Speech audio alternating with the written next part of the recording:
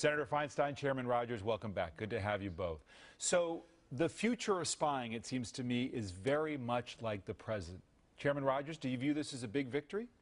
Well, I thought the most important victory was the president standing up and saying, hey, the program did not have abuses. This wasn't sinister. It wasn't a rogue agency. It was legal and proper.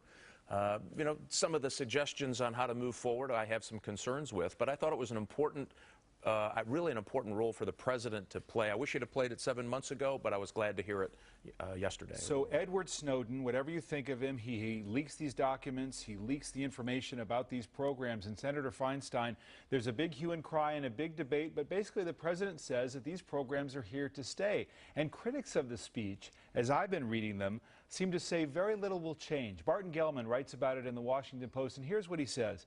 Obama placed restrictions on access to domestic phone records collected by the National Security Agency, but the changes he announced will allow it to continue or expand the collection of personal data from billions of people around the world, Americans and foreign citizens alike.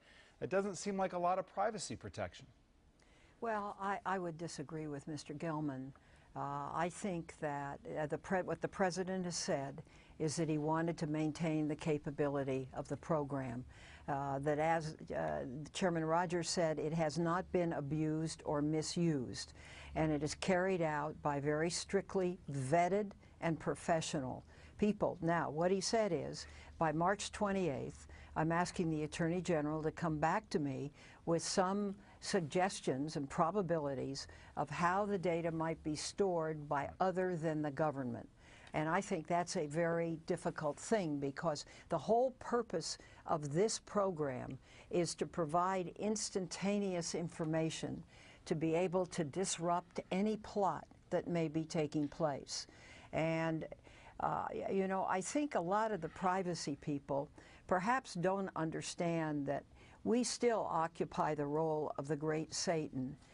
New bombs are being devised, new terrorists are emerging, new groups, actually a new level of viciousness. And I think we need to be prepared. I think we need to do it in a way that respects people's privacy rights. Well, let me make one other point. When you look at what companies collect, the government does not seem to be a major offender at all. But isn't the difference, of course, Chairman, that it's only the government that can deprive you of your liberty? You know, Google or Amazon, that's still, you still have to click to acquiesce in that, even though they have a lot of that personal information. The government seems to want total awareness, and that's where, even in the name of security, a lot of critics say, sorry, that is an invasion of privacy, and that is going overboard. And Edward Snowden himself, when he was interviewed in the Washington Post, he said the following about what he thinks is lax oversight. The issue was basically what entitled Snowden, now 30, to take on the responsibility of being the oversight. The whole question, who elected you, inverts the model, he said. They elected me, the overseers. He named the chairs of the Senate and House Intelligence Committee, both of you.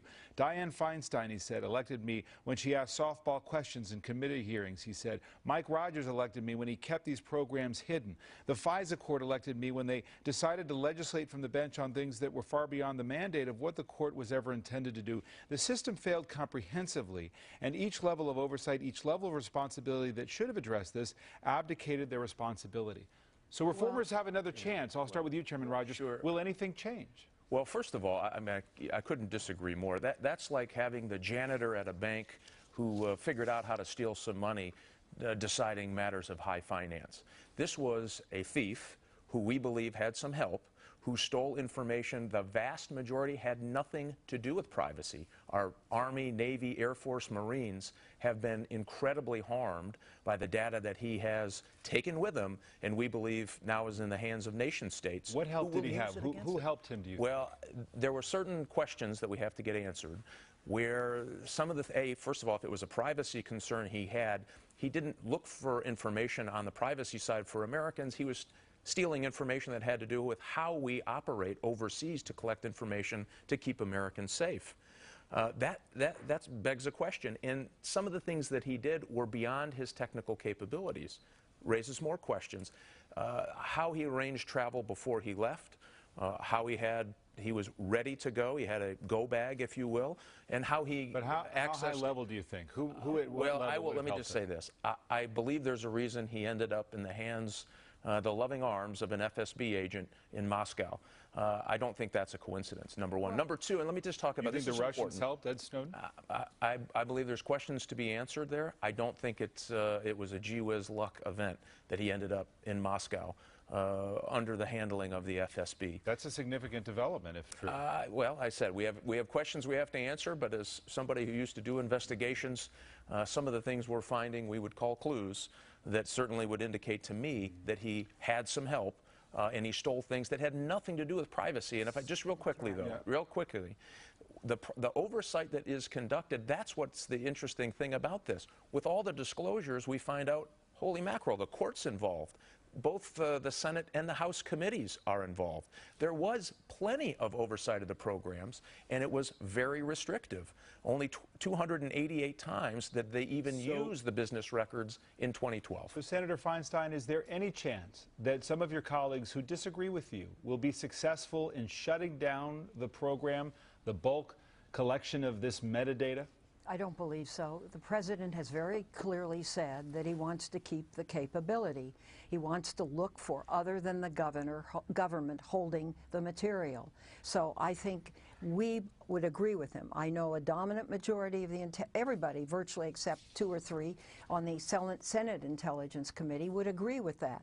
He wants to make some changes in the FISA court, that you have to have the approval of the court before you query.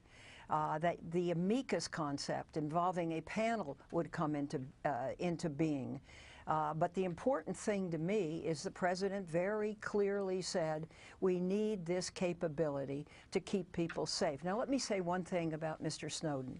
I heard him on television say that he went there with the intent to scrape our systems, that he obtained a scrape tool, and he began to scrape over, I believe, a 2-month period, as much as he could get a hold of. This isn't somebody who comes upon something and says, this isn't the right thing for the government to do.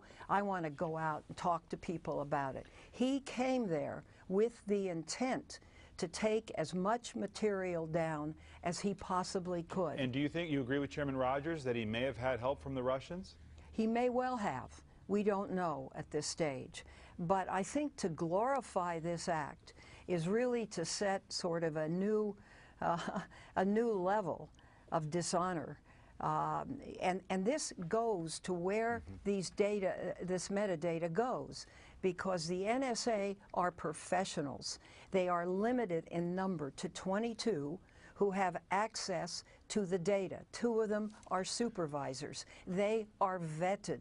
They are carefully supervised. The data goes anywhere else. How do you provide that level of supervision? Is it critical then to get to the bottom, and will you investigate who might have been involved and whether there was any link to the Russians? Absolutely, and that investigation is ongoing. Absolutely. Sure. But you have to remember, Al-Qaeda has changed the way they communicate based on this. That puts our soldiers at risk in the field. That's a real dangerous consequence. Nation states have started to make changes that concern us greatly.